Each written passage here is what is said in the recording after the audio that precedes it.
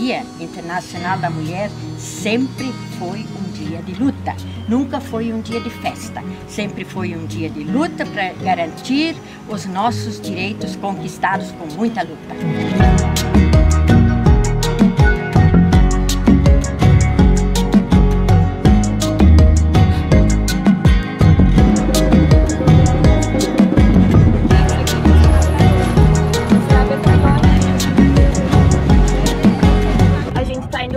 Para denunciar todos esses crimes que hoje, mais do que nunca, com esse nosso governo atual, né, o governo Bolsonaro, está se emancipando outros tantos crimes, está se intensificando outras tantas mortes de mulheres, infelizmente. Nós, enquanto mulheres jovens também, né, possamos construir novas formas de se relacionar com outras pessoas. Não é apenas aquele feminismo, apenas para a gente entender que a gente faz parte de um grupo de mulheres que sofre, que é oprimida, mas para a gente entender qual é o nosso real inimigo.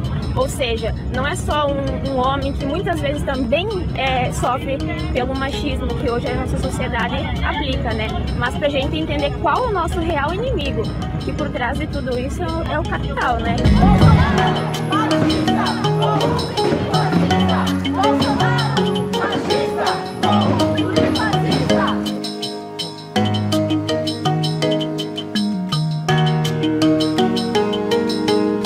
Compañeras y compañeros de Bernardo de Irigoyen, nos sentimos muy orgullosas de estar participando de esta movilización, donde, como decía la compañera, estamos hermanando a nuestros pueblos latinoamericanos. Las mujeres de toda Latinoamérica nos encontramos en un estado de vulnerabilidad que crece y que avanza a medida que crecen y avanzan los gobiernos neoliberales que están queriendo terminar con nuestras democracias, con nuestros derechos, que están avanzando contra los derechos de las mujeres y de la población en general. Estamos viendo cómo tanto Macri como Bolsonaro hacen recortes en todas las áreas de derechos humanos y especialmente en las áreas de protección a las mujeres. Estamos convencidos de que esa lucha no puede ser aislada, no podemos cada uno quedarnos en nuestro territorio, porque Latinoamérica debe volver a ser una patria grande.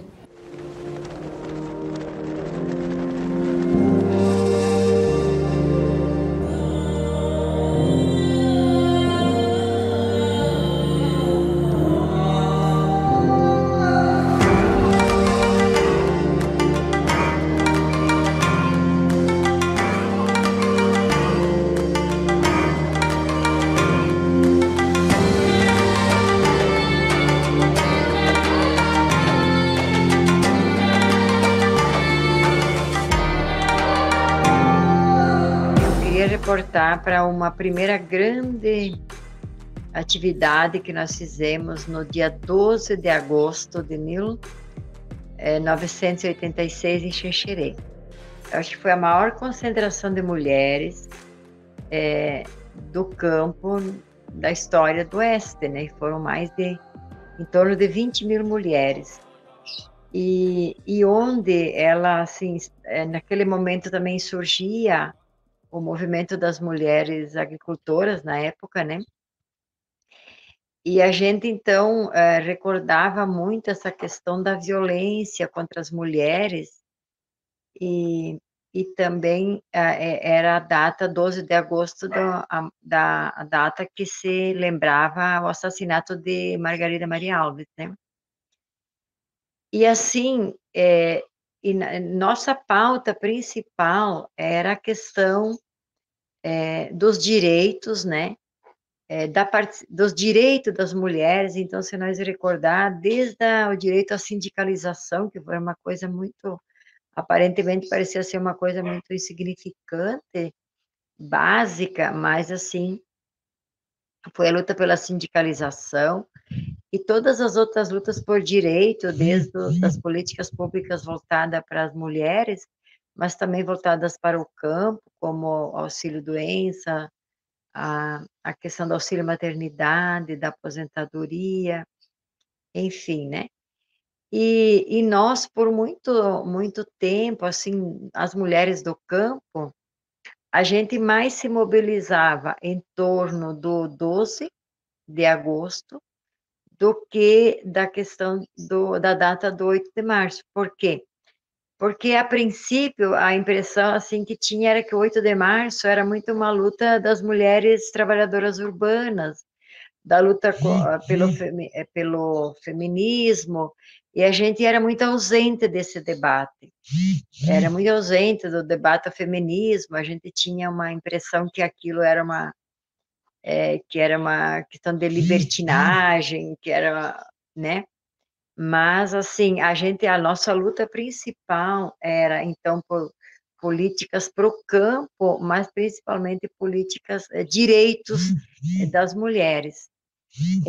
Então, nessa época, eu acho que vale a pena registrar, quando em 86 também a gente elege a Lucy, uma agricultora, como deputada estadual. Aquilo foi uma coisa inédita.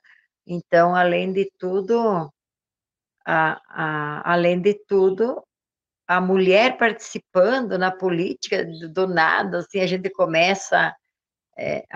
começa ali a luta praticamente em 84, 83, assim, das mulheres do campo, e já em 86 nós tínhamos uma mulher deputada. Então, também surge com força essa questão da participação da mulher na política.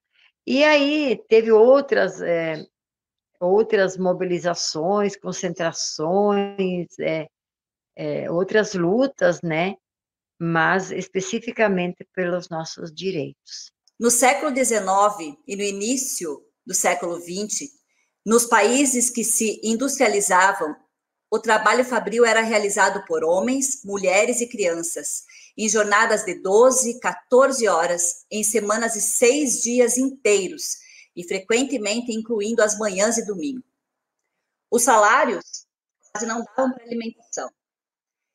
Trabalhavam em terríveis condições. Os operários e as operárias eram considerados a classe perigosa dos donos das fábricas. Por conta das manifestações que eram feitas por melhores salários, a redução das jornadas e pela proibição do trabalho infantil.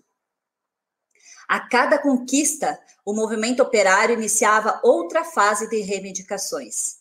Mas em nenhum momento, até por volta de 1960, a luta sindical teve o objetivo de que homens e mulheres recebessem salários iguais pelas mesmas tarefas. As trabalhadoras participavam das lutas gerais, mas quando se tratava de igualdade salarial, não eram consideradas. Alegava-se que as demandas das mulheres afetariam a luta geral.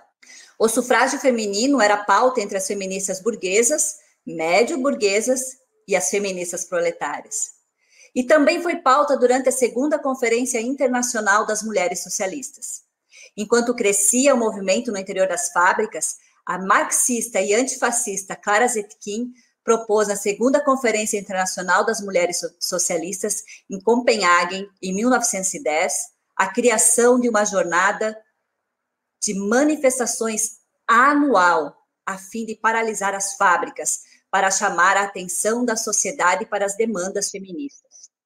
Sem definir data, Clara propôs o Dia Internacional da Mulher. No dia 25 de março de 1911, era um sábado, e às 5 horas da tarde, quando todos trabalhavam, irrompeu um grande incêndio numa fábrica nos Estados Unidos. Muitos trabalhadores e trabalhadoras morreram nesse incêndio. 146 pessoas, 125 mulheres e 21 homens, na maioria judeus. Junto disso, cresciam as massas organizadas dentro das fábricas e as feministas estavam se articulando. Para além da pauta do sufrágio feminino, Clara Zetkin era uma das lideranças que defendia o rompimento do capital. Na década de 1970 e no ano de 1975, foi designado pela ONU como o Ano Internacional da Mulher. E no dia 8 de março foi adotado como Dia Internacional da Mulher pelas Nações Unidas, com a finalidade de lembrar as conquistas sociais, políticas e econômicas das mulheres. Mas é daí que nasce o Dia Internacional da Mulher, da luta feminista, socialista, dessas grandes mulheres da história, e que nós seguimos. Nós somos as que vieram depois, para deixar registrado que o nosso sonho ainda é o sonho delas. Nossa realidade de articulação nessa região do extremo oeste, nas cidades pequenas que compõem essa região e na roça, ela se faz de uma forma muito animada. Não existe jeito de fazer luta que não seja com alegria.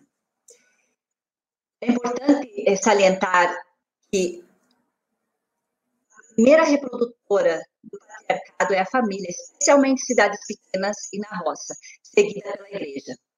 Estava certo Gramsci quando categorizou essas duas instituições como instrumentos hegemônicos.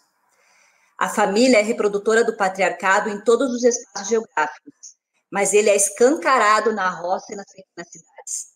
Aqui, o pai ainda é o chefe da família. O filho é quem tem liberdade dentro das condições materiais da família. Nós, da Pastoral da Juventude Rural e da Pastoral da Juventude do Meio Popular, temos dificuldades de organizar a jovem camponesa, a jovem das favelas ou dos bairros. Elas são oprimidas de muitas formas, começando pelas relações familiares. A igreja contribui nesse processo. O padre é a autoridade, o homem. O que diferencia nossa igreja, a igreja nesta região, é que muitos padres seguem a teologia da libertação. E por isso acreditam na liderança da mulher. Alguns deles contribuem na articulação e economicamente com a organização das mulheres e das jovens camponesas. Mas essa é uma outra leitura do Evangelho. É da realidade latino-americana.